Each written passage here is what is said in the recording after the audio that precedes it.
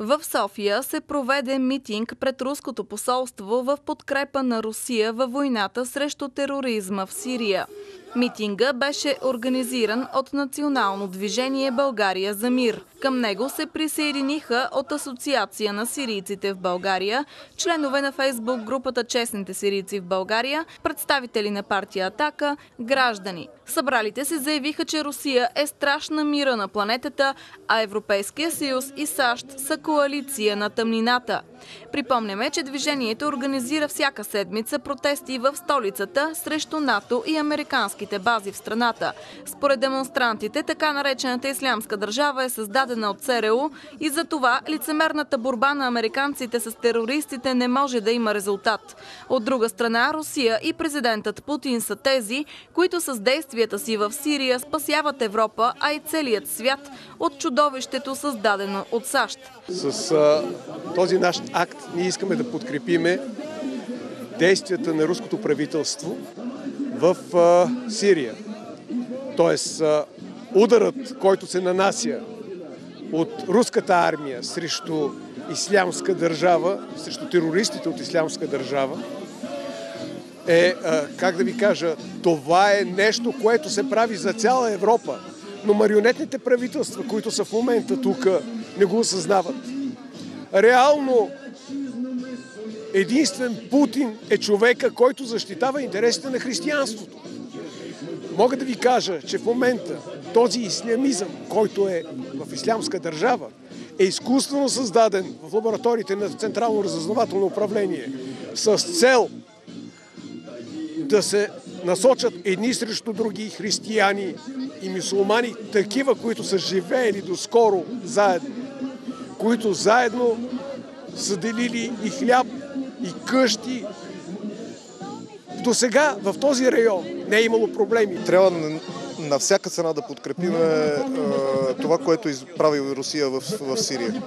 Защото, както се видя вече и стана ясно на всички нормални хора, за една седмица Русия свърши това, което прословутата коалиция на САЩ не можа да свърши за една година време. Русия показа на всички как трябва да се борим срещу тероризма. Особено в този му вид, в който е в лицето на Ислямска държава, просто по друг начин не става.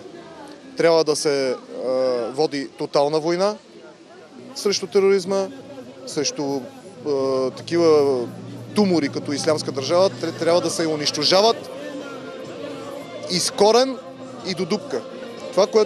Това, което прави в Русия в момента, е защита на целия свят. Не само на Европа, не само на България, на целия свят от подобни формирования. Днес всички сме се събрали пред руското посолство на митинг да изразиме подкрепата си в борбата на Русия срещу тероризмът в Сирия. Както се знае, единствено Русия има покана и искане от президента на Сирия, законното управление за военна намеса в Сирия. И единствено операцията на Русия в Сирия е законна, а други такива операции на държави като САЩ и други, които са без резолюция на ООН и без да им е поискана такава военна помощ, са един вид агресия срещу суверенна държава. Как бихте коментирали последното заявление на Пентагона, че освен с оръжие ще подпомагат и от въздуха главорезите от така наречената умерена опозиция? Ами точно от това си личи, че така наречената опозиция в Сирия се финансира от тях. Те ги снабдяват с оръжие, те ги подпомагат финансово и касапницата, която се намира в момента Сирия, е резултат именно от действията на САЩ, докато единствено президента на Русия Владимир Путин има конкретни стъпки срещу тероризма и срещу наплива на бежанците. Аз първо като сирийски гражданин съм тук пред руското посолство в София да изразя, както и другите моите сънародници сирийци, да изразим нашата подкрепа, солидарност с Русия и да благодарим на господин Владимир Путин, на руското правителство и на руския народ за помощта и подкрепата, която дадоха на нашата армия, нашия народ, на нашата държава.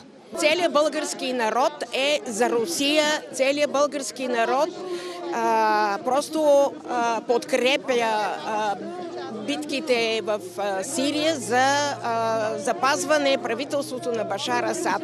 И тук искам да кажа нещо, че Русия, ние сме с теб, българския и сирийския народ са с Русия в борбата за мира на планетата.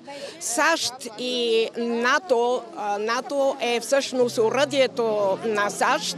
Това са оръжие на дявола, с което те искат да установят хегемония на целия свят, но това няма да бъде за това, защото Бог е с нас. България, бъдещето на България е в Евразийския съюз.